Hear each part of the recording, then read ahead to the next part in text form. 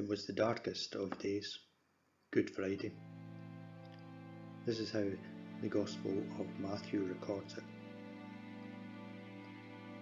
Then the soldiers of the governor took Jesus into the governor's headquarters, and they gathered the whole cohort around him. They stripped him and put a scarlet robe on him, and after twisting some thorns into a crown, they put it on his head. They put a reed in his right hand and knelt before him and mocked him, saying, "Hail, King of the Jews!" They spat on him and took the reed and struck him on the head.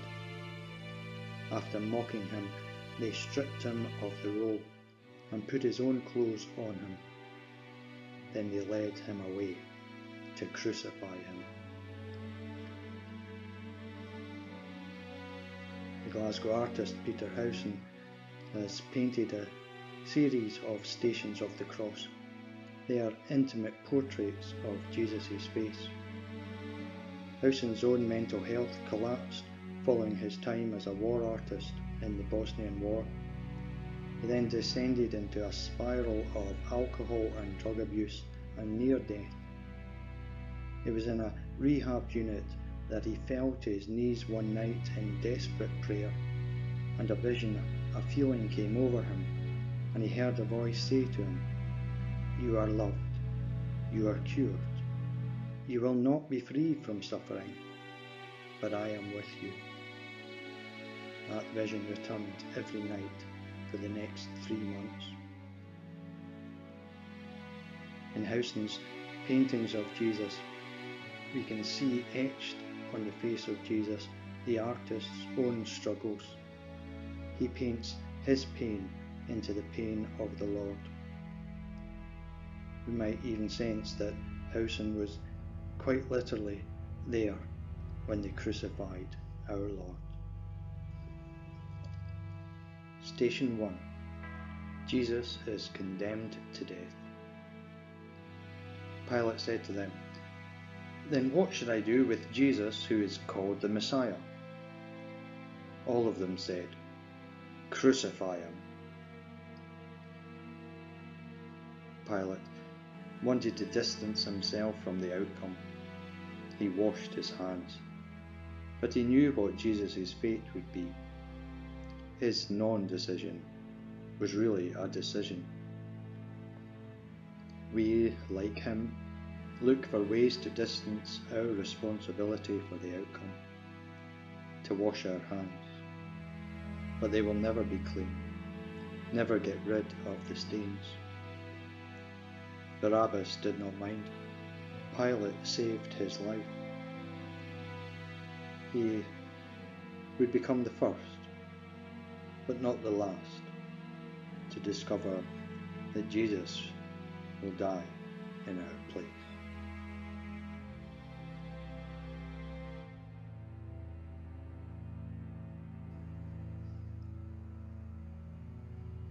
Station 2. Jesus is given his cross. Jesus was led away, carrying the cross by himself. We can see the weight of the wooden cross on Jesus' shoulder, this coarse and heavy plank. The carpenter would have smoothed the rough-sawn timber. Now he takes the weight of this unfinished beam. His eyes swim under its weight, staring into the road ahead. Is he gasping for breath, or trying to speak, or desperate to wet his dry mouth?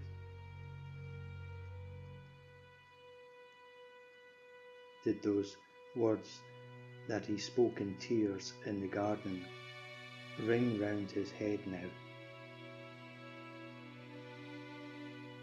Not my will, but your will be done.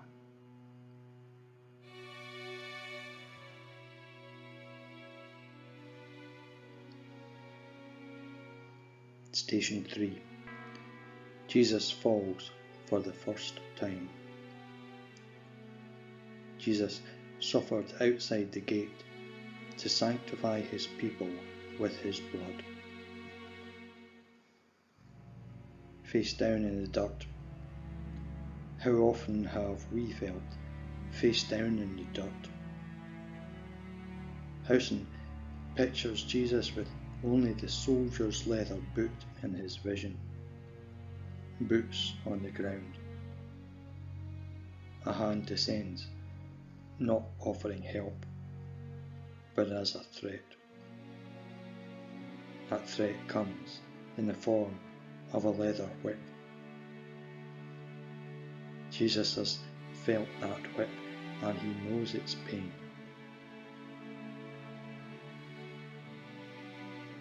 Do we know what it's like to fall beneath the weight of our cross? Do we know what it's like to stumble and fall?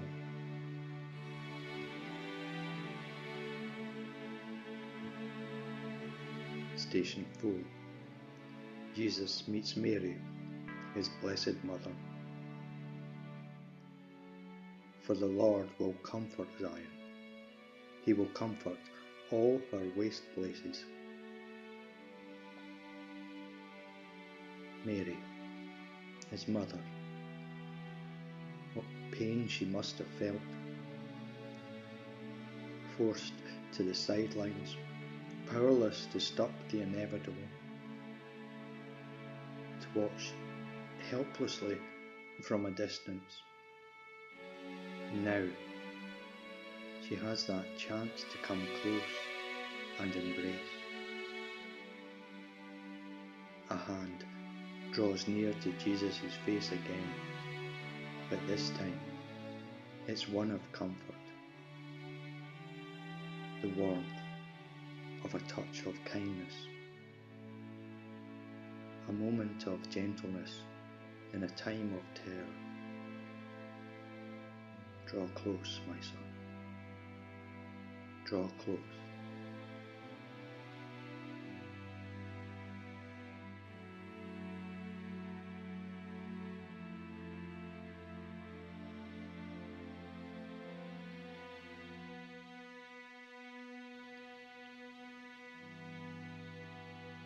Station 5. Jesus is helped by Simon of Cyrene. They met a Cyrenian named Simon. This man they pressed into service to carry the cross.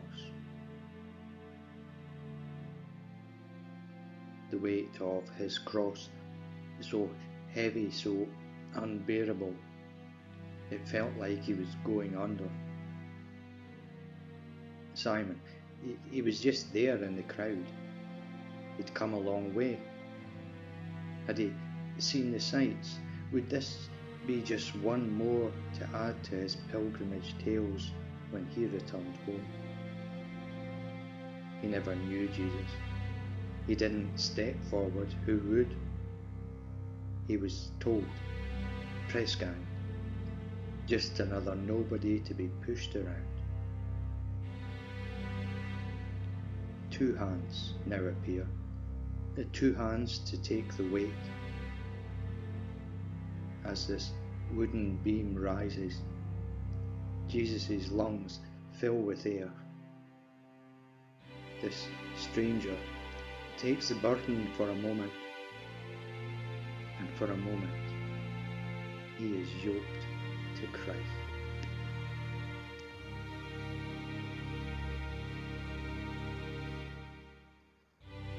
Station 6. Veronica cleans the face of Jesus. As often as you did it for one of my least brothers, you did it for me. What stories have grown up about you, Veronica?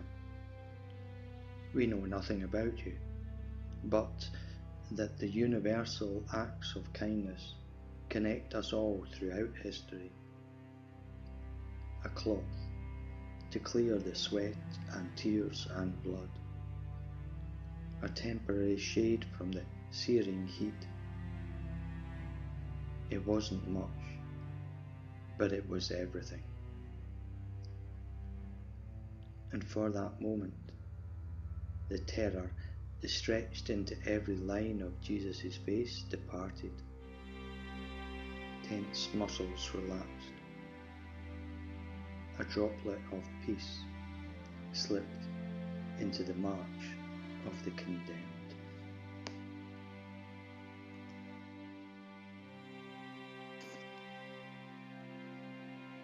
Station 7.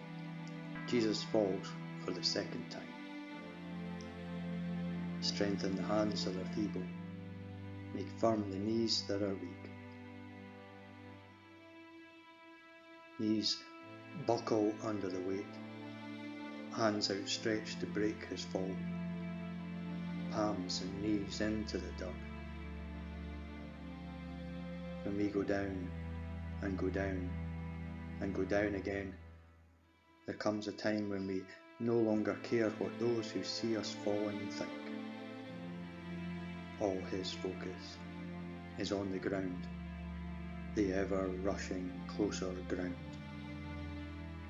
To be down once more, to rest the weary body, flat out, down. But this is no place to rest.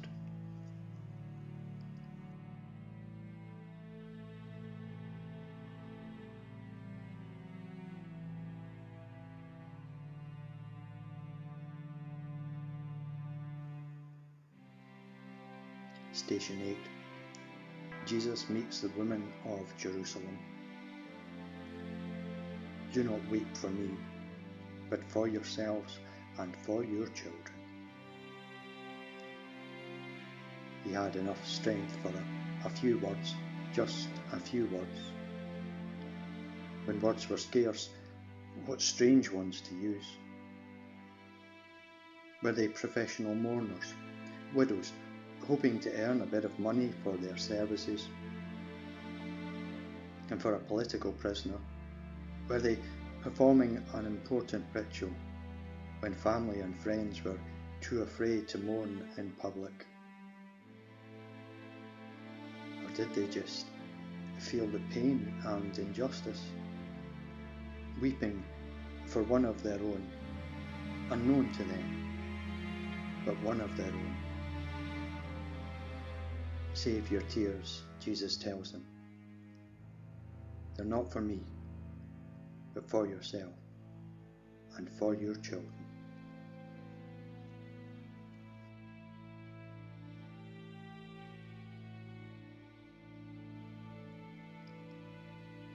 Station 9.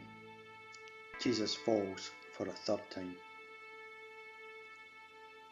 Be not far from me, for I am in distress. Be near, for I have no one to help me. And once more he falls. Does the earth now feel strangely comforting? A place to rest for a while. Weary from flogging, from blood loss, from the heat of the midday sun, the dust kicked up on the road to death. Weary. How alone he must have felt. For it all to come to this road to Jerusalem, this holy city which is never at peace. O Lord, give me peace.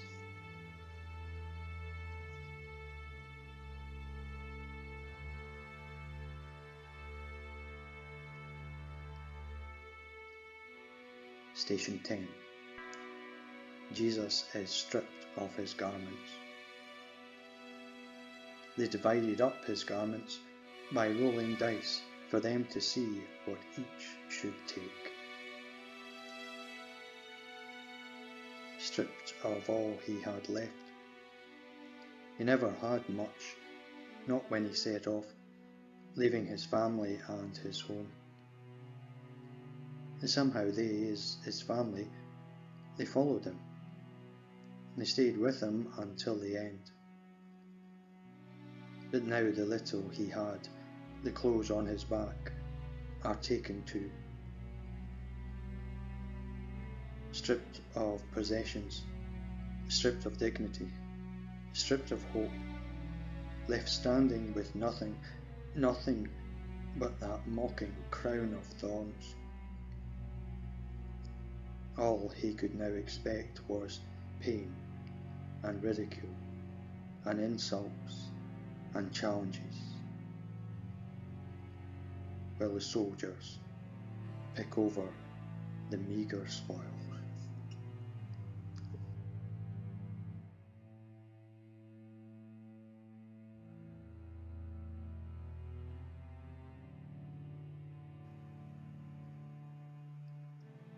Station 11. Jesus is nailed to the cross. It was from the cross that Jesus cried, my God, why have you forsaken me?" God forsaken, rejected, betrayed, denied, mocked and insulted, flogged and spat on, and now it was the tools of his trade, wood and nails, and now they would be the tools for his death. The carpenter poet, who spoke in riddles, who amazed the crowds, whose touch brought healing.